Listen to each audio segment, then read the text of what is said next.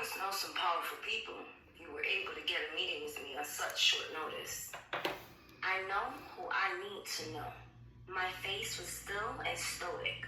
I wanted him to know I meant business. Have we met before? He asked.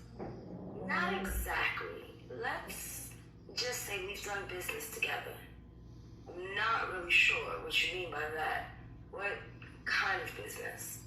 Personal or for the good of the people of New York? He smiled. This motherfucker didn't have a clue what I had over his head, but he was about to find out. Let me be straight with you, Governor.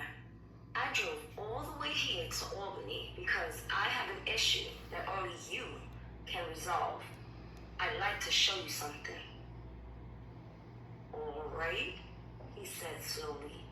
His tone was curious, and he loosened his tie. I'd like a pardon for my husband. He's in the federal prison right now, but... The governor put his hand up and shook his head. Okay, let me stop you right there. First and foremost, I have no idea who your husband is and why you're really here. Second, if he's in federal prison, I cannot help you. I deal with matters of New York State only. Sorry you came all the way here, man, but he needs to file a commutation pardon request with the president. Actually, I have a better idea. He needs to be charged with a state crime. He'll be summoned to leave on a writ to deal with the pending charges you created. Then, he will be moved to a New York State prison. After that, he'll get pardoned. By you.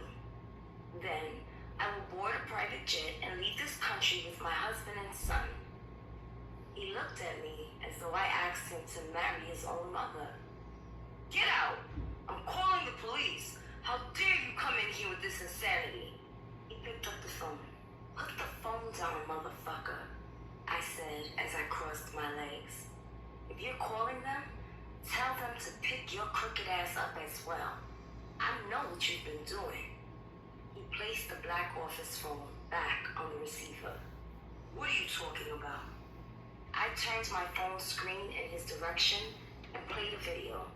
It showed him taking the package that I knew had the money in it. Counterfeit money. You know exactly what I'm talking about, Governor, sir. You see, this video I have is proof that you are the true recipient of $1,300,000 of false money. Counterfeit, fake, falsely printed bills. I think you understand. You purchased them for $300,000. As a matter of fact, you have another order pending. Does that refresh your memory? I didn't give him a chance to even respond.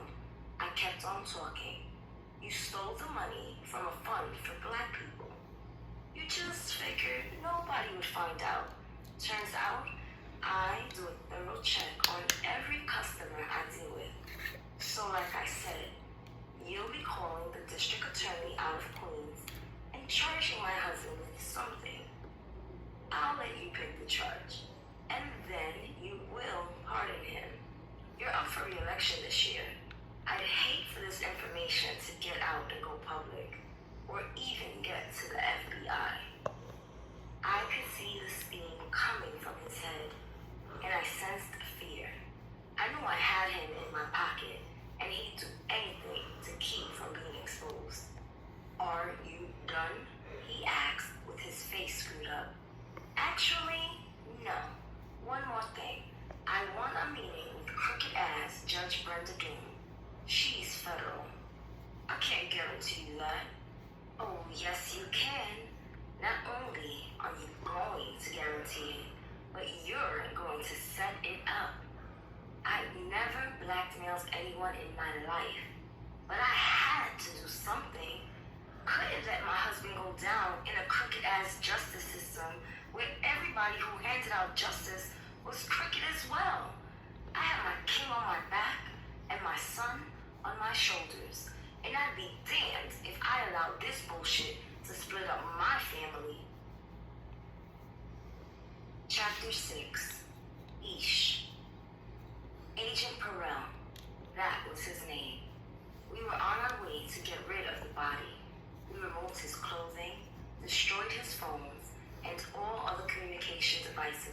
on him and prayed that once we dumped him, his body would never be discovered.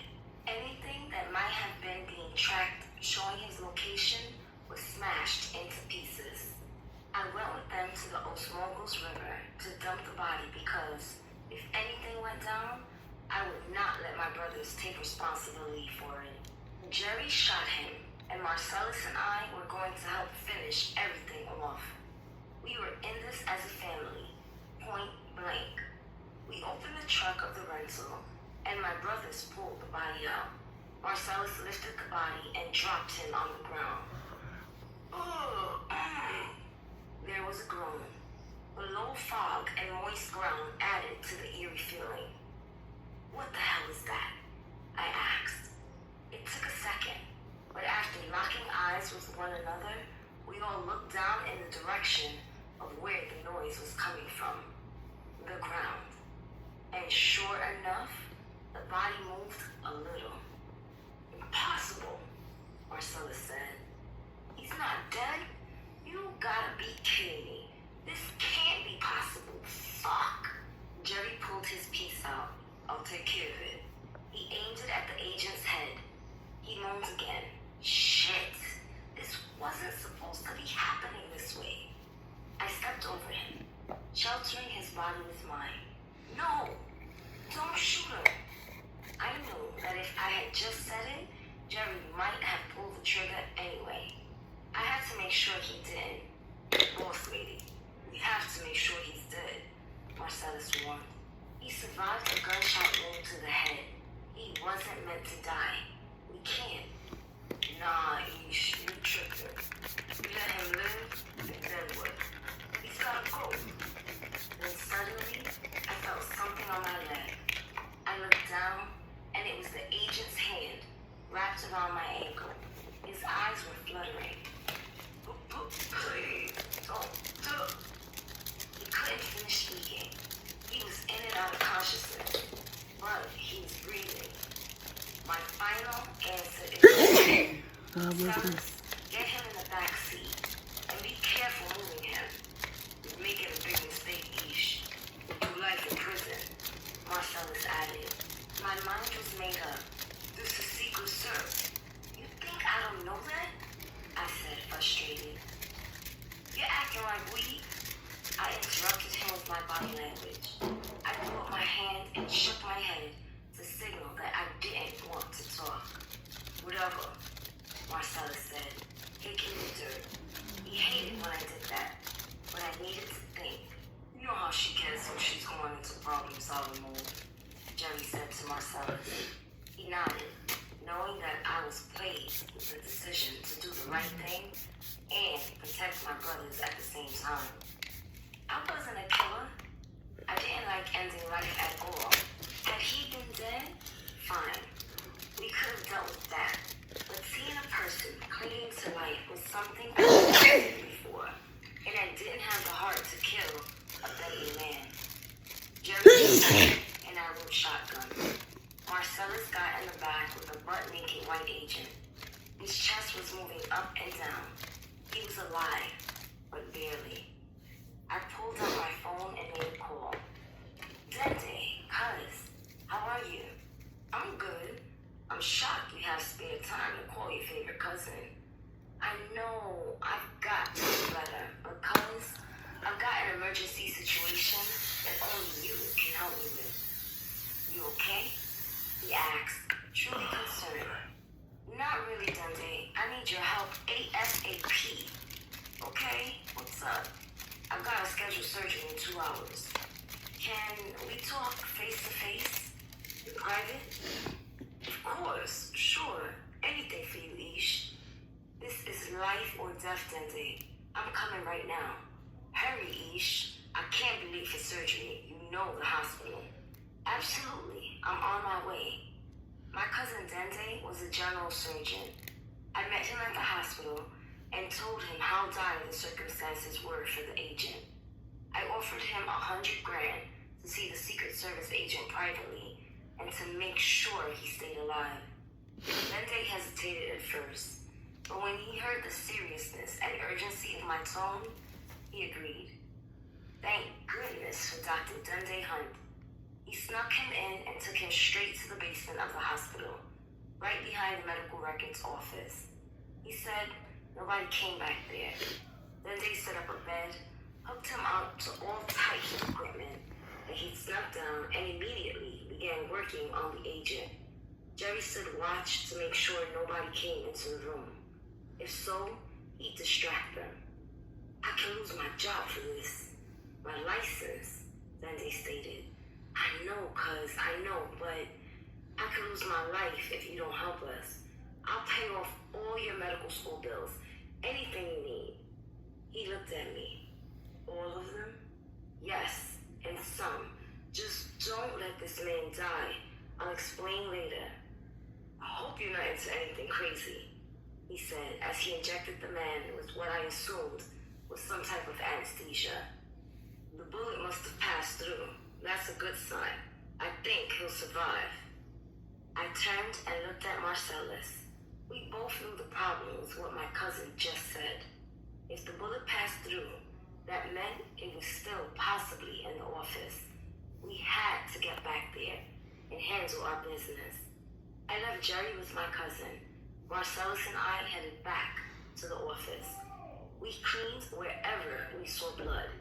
I immediately had someone go to Home Depot and get new carpet and a crew to install it. I wanted the old shit up in less than an hour and the new carpet laid down before any of my employees had the chance to arrive at work. We had 4 hours to replace everything and find the bullet and shell casing. By 8:15 a.m., everything was done. If I could have, I would have given everyone the day off, but I couldn't.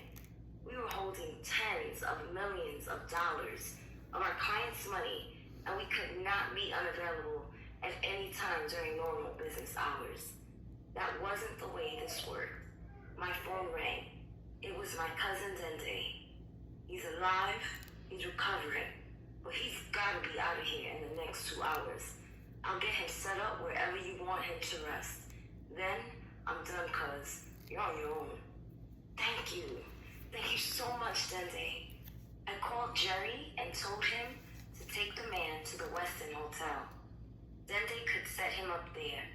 I had to find out why this man had done what he did, and I knew he wasn't acting alone. My employees arrived by 8:30. I tried my best to hide the stressed look on my face. I sat behind my desk, tapping my favorite pen on the imported ebony wood. I spent more time here than in my own home.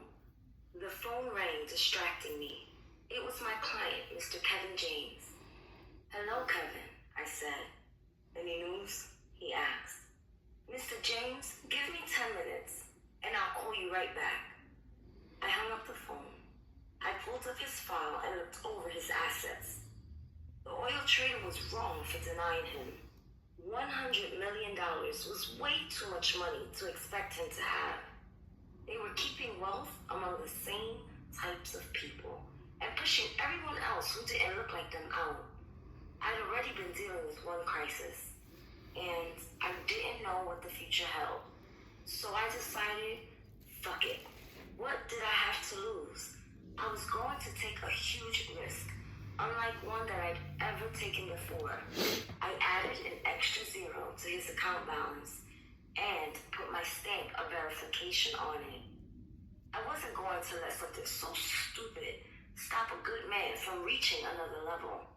He was now worth over $100 million on paper. I called him and told him what I had done. I took care of his banker, who would verify if the oil company wanted to confirm his balance. I explained to him that it was totally his choice and my fee would remain the same. He agreed. I was tired of seeing my people always get the bad end of the deal. So I did what was necessary. I ended the call with Mr. James and Marcellus knocked on my door. Boss, we got a problem. The Secret Service is up front, and they're asking to talk to you. This was a problem. We never found the bullet or the casing. Chapter 7, Miller. worked my magic with the underwriters and got it done. I got the $12 million loan approved for Cedric. Around the office, they really started calling me Miller Winfrey because they said I handled them checks like Oprah. They thought it was a nice compliment. I took it as something to aspire to. I couldn't wait to share the news with him. Plus, it would get him off my back. He'd been blowing up my phone non-stop because he needed that money. It only took me about 3 weeks to get the check cut, and I was meeting with him today to go over the terms. Terms that I would explain he could not deviate from, no matter the circumstances. If he did not hold up his end of the bargain, the loan would default. A defaulted loan in an amount so high would lead to an account probe. An account probe would then lead to an investigation. And that was not something I was going to allow to happen. So, before I placed these checks in his possession, I needed to see his master plan. Every detail of it. There were 2 checks, one for $4 million, which would be given to King G, and another for $8 million, which was made out to him to help save his label. Cedric was on point. His attorneys were present, and he laid out the plan for repaying the money. I felt confident handing over the check. He seemed to have his repayment plan together, and I knew his reputation as one of the top record owners was important to him. He didn't want his legacy to be that of another failed giant in the hip-hop industry. He had a point to prove, and because of that, I knew he would make good on his promise. Our loan agreement was confidential. Nobody knew that Cedric borrowed that money, but I was there for support and to make sure that he did what he was supposed to do. KG only knew me as Cedric's banker. That was all he needed to know. He hadn't signed a contract yet, but as soon as we left this meeting, we headed over to Platinum Records headquarters